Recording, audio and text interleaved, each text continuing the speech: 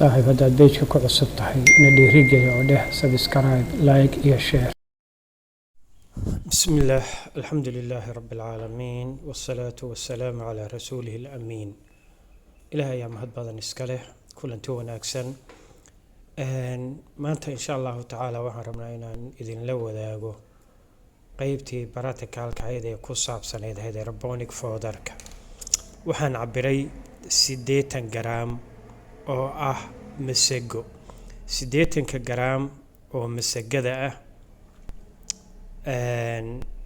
saddex weel oo kala duwan baan ku shubay kadibna biyo caadi ah baa si fiican loogu nadiifiyay oo loogu dhaqay markii qashinkii soo kormaray waa laga daadiyay biyihiina waan ka miirnay kadib waxaan ku qasnay oon milana kala duwan mid waxaan ku dhaqanay biyo cusba leh oo qiyaastoodu ay meeshan kaaga muuqdo waa biyo cusba ah ribnaantiisu waxaa gaaraysaa 225 ppm waa sodium chloride ayaan mid ku dhaqanay mid labaad waxaan ku dhaqanay chlorine ayaan ku dhaqanay calcium hypochlorite ayadana ribnaanteedu waxay gaaraysaa 20 ppt ama 20,000 ppm weelka saddexaad waxaan ku dhaqnay biyo caadi ah oo nadiif ah biyo caadi ah biyaha tuubada macna biyo nadiif ah ma ahan waa biyaha tuubada caadiga ah marka saas ayaan ula jeedaa saddexdii weel markaan ku dhaqay oo si fiican u dhaqnay kadib haddana waxaan sameeyay biyihii baan ka miiray 2 jeer baan ka dhaqay saxamada aad arkayseen ayaan ku fidiyay oo la dhigay 2 habeen ka bacdi ama 8 saac ka bacdi mirihii way soo dhasheen ayagoo weelka ku jira galaaska fiir waa xididadii ayaa soo baxay markay xididadii soo baxeen ka bacdina saxanka ayaad ku jeesaad arkaysaa waxa cad oo ku gadaaman waa xididadii kadibna tartiib ayaa saxanka loogu fidiyay oo ugu fidinay marka saxanka lagu fidiyo mar walba gees ayaa la baneynayaa si biyaha hooraya ay uga dusaan ama ay uga baxaan weelka koobaad oo cusbada aan ku beernay asaga markii hore ma soo dhalan sababtuna waxay ahayd baa laga yaabaa inuu qalalnaa halkan waa maalintii labaad weeyaan maalintii koowaad fidnay maalinteedii labaad weeyaan mirihii koriimadii sidaan ayay noqotay weelkii saddexaadna sida dhinaca xagga ka muuqan doonta hadda soo dhalasho ayuu bilaabay asaguna waa kana soo dhalasho ayuu bilaabay waa maalintii labaad weelkan asagu maalintii koowaad ma soo dhalanin laakiin hadda ayuu dhalashada bilaabay maalintii saddexaad waa kana sidaan ayuu noqday cagaar ayuu noqday maasha Allah koriimadii ayuu sii wadaa marka wuu korahayaa waa maalin saddexaadii waraabinta xaggeeda markaan ka hadlo waxaan waraabinaynay 2 jeer ilaa 3 jeer ayaan maalintii waraabinayay sababta keenaysana waxay ahayd maalmaha oo u badnaa maalmo ciid ah tan waa maalintii saddexaad waad arkaysaa maalinta ka dambaysa wuu sii korayaa korboona si kacaya marka waraabku waa yaraa 2 ilaa 3 jeer ayaan maalintii waraabinaynay marka maasha Allah waad arkaysaa uu baxay meeshan banaan waxaan ugu talagalnay biyo suurka marka aan dhigaynana waxaan u dhigaynay qaab janjeer ah oo biyuhu ay suuragal tahay inay ka hooraan waa kala meeshan banaan waa meesha ugu talagalnay biyuhu inay ka baxaan oo aysan hor istaagin maalintii saddexaad marka heerkan ayuu soo gaaray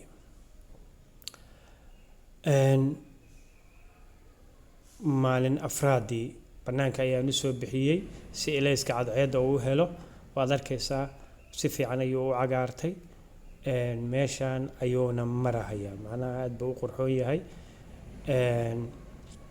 marka aad yani sanka u dhaweysa ama aad urisana waxaad dareemaysaa inuu soo carfayo wax shiira ma lahan wax fangi badan oo ku dhashay ma lahan maalintii shanaad waa kana sidaan ayuu u muuqdaa maalinta ka dambaysa wuu korahayaa kor ayuu u socdaa marka maasha Allah tabaarakallah maalin lixaadii waa kana haddaad fiirso waxaad dareemaysaa maalinta ka dambaysa inuu ka sii qurux badan yahay oo sidii hore uu ka weyn yahay bal fiiri si fiican ayuu u baxay ilaa hoos fiiri hoos waxaad arkaysaa ciidadii oo cadcad ayaa ku muuqda marka tani waa maalintii lixaad sidaan ayuu u yaalaa waxay noogu xigi doonaa haddii Ilaahay yiraahdo maalinta 7aad oo ayadana arki doono muuqaalkiisa iyo sida uu egyahay.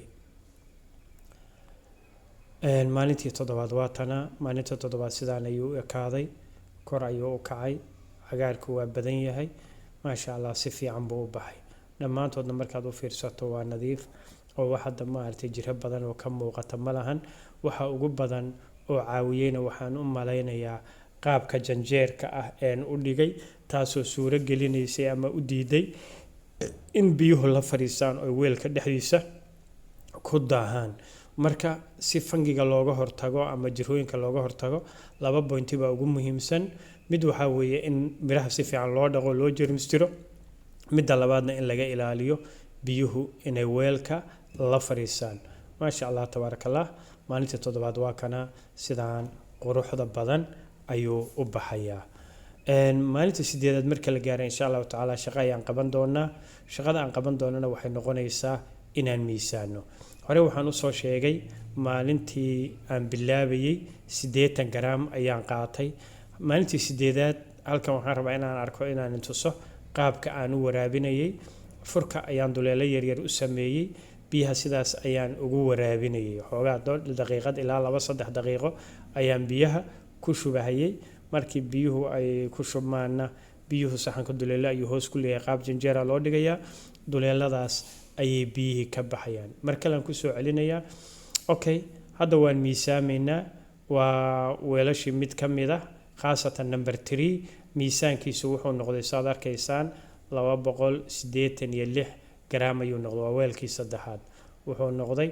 kii labaadna aan aragno cabirkiisa inta uu noqdo, asagana haddaan miisaanka saaraynaa. wuxuu noqday 286. kii hore 296 buu ahaa, kan 287 ayuu noqday. waa weelka labaad wixii ku jiray. weelka saddexaadna waan arki doonaa haddii ilaahay yiraahdo.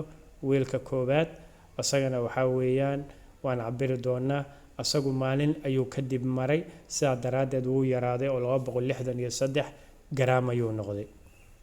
marka insha allahu tacaala sidaa quruxda badan ayay dhammaantood u baxeen.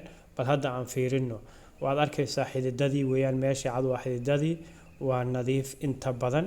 inkastoo meelaha qaarkood guduud yar aad ka dareemaysaa. haddaad midaba ku aragto waxaad dareemaysaa meesha ayada inay jeermis ama fangi ama wax ku dhasheen.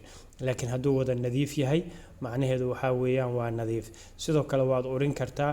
hadda meesha madowga aad ka dareemayso oo madow, waxaa laga yaabaa nooc ma fangi inuu ku bilowday baa dhici karaysa. laakiin guud ahaan maasha allah weeyaan. qaybta kore, qaybta dhexe inihii baa ku jira. salka hoosena waxaa weeyaan xididadii weeyaan. xididadu marka sidii shabaqii oo kale isdhexgelayaan, way adag yihiin. sidaa daraaddeed waxaad u baahanaysaa neefka xoolaha in loo jarjaro oo loo kala gooyo ayaa loo baahanayaa. maanta mowduucani intaas ayuu ku egyahay. aad baad u mahadsantihiin. wassalaamu calaykum waraxmatullaahi wabarakaatuh.